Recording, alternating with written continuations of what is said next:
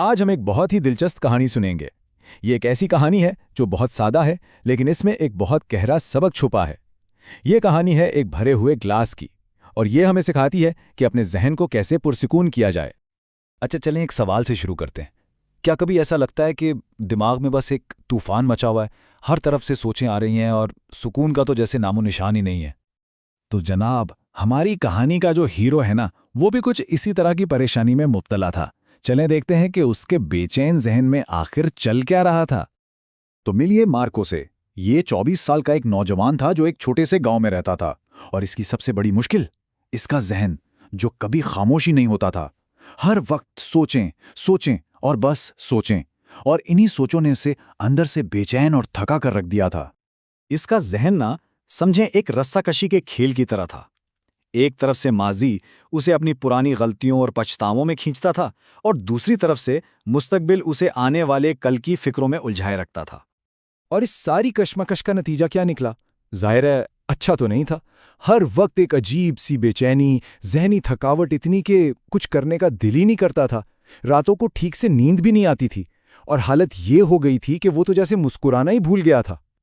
आखिरकार मार्को ने सोचा, बस बहुत हो गया, अब कुछ तो करना पड़ेगा। और यहीं से उसके सुकून की तलाश का सफर शुरू होता है। फिर उसे किसी ने बताया कि करीब की पहाड़ियों में एक बहुत ही समझदार बुजुर्ग रहते हैं। वो पहले एक बड़े माहिर नफ्सियात थे, लेकिन अब सब कुछ छोड़कर कुदरत के बीच एक बहुत ही पुरसुकून जिंदगी गुजार रहे थे। ये सुनते ही ना, मार्को के दिल में उम्मीद की एक किरण जागी। उसे लगा कि हाँ, शायद यही वो इंसान है जो उसकी मदद कर सकते हैं, जो उसे जहनी सुकून का रास्ता दिखा सकते हैं। तो बस वो निकल पड़ा। सफर बहुत लंबा और थका देने वाला था, लेकिन वो हिम्मत हारने वालों में से नहीं था।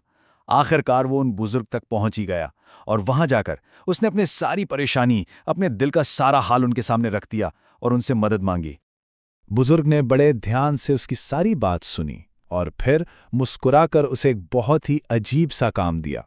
और यही हमारी कहानी का सबसे दिलचस्प हिस्सा है, पानी के गिलास का इम्तिहान। देखें उन्होंने क्या किया। एक गिलास लिया और उसे पानी से बिल्कुल ऊपर तक, मतलब किनारे तक भर दिया। एक कतरे की भी गुंजाइश नहीं छोड़ी। फिर वो गिलास मार्को को थमा दिया और कहा कि जाओ, इसे लेकर पूरे गांव का चक्कर लगाओ और वापस आओ। लेकिन एक शर्त थी, और शर्त बहुत सख्त थी।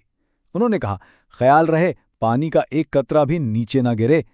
अब ये कोई आसान काम तो था नहीं, इसके लिए तो पूरी तवज्जो की जरूरत थी। और गांव का रास्ता, अरे भाई, वो तो बिल्कुल भी आसान नहीं था। भीड़ भाड़ वाली गलियां, लोग इधर से उधर भाग रहे हैं, दुकानदार अपनी चीजें बेचने के लिए आवाजें लगा रहे हैं, कहीं कुत्ते भौंक रहे हैं, मतलब ध्यान भटकाने के लिए हर चीज मौजूद थी। लेकिन मार्को ने क्या किया? उसने किसी चीज पर ध्यान नहीं दिया, ना लोगों पर, ना दुकानदारों पर। उसकी नजरें बस उस ग्लास पर जमी हुई थीं। उसका सारा ध्यान, सारी तवज्जो सिर्फ और सिर्फ उस पानी के ग्लास पर थी।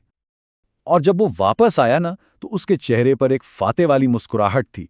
वो भागा भागा बुजुर्ग के पास गया और खुशी से बोला, दादाजान, मैंने कर दिखाया, देखें, पानी का एक कतरा भी नहीं गिरा।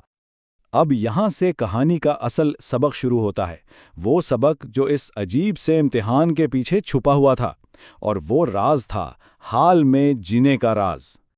बुजुर्ग मुस्कुराए और उन्होंने मार्को से पूछा, अच्छा बेटा, ये बताओ, जब तुम गांव से गुजर रहे थे तो क्या तुमने वहां बच्चों को खेलते हुए देखा, या उन कुत्तों की भौंकने की आवाज सुनी?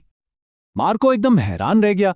उसने कहा, नहीं तो, मैंने तो कुछ भी नहीं देखा, कुछ भी नहीं सुना। मेरा तो सारा ध्यान बस इस ग्लास पर था। तब बुजुर्ग ने इसे समझाया, बेटा, ये जो तुमने अभी महसूस किया ना, इसी को कहते हैं हाल में रहना।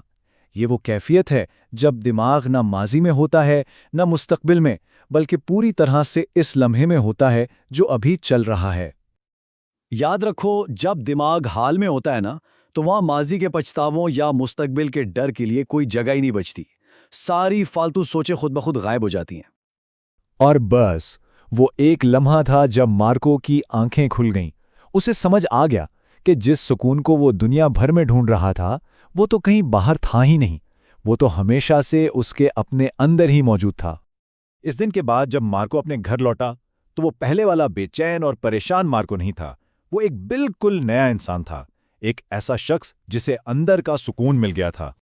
मार्को की ये कहानी खत्म हो गई, लेकिन अपने पीछे हम सब के लिए एक बहुत बड़ा सवाल छोड़ गई। और वो सवाल यह है कि हमारी तवज्जो आखिर है कहाँ? क्या वो माजी की गलतियों में अटकी हुई है, या मुस्तकबिल की परेशानियों में खोई हुई है, या फिर इस पानी से भरे ग्लास की तरह हमारी सारी तवज्जो ठीक उस लम्हे पर है जो अभी इसी वक्त हमारे सामने है।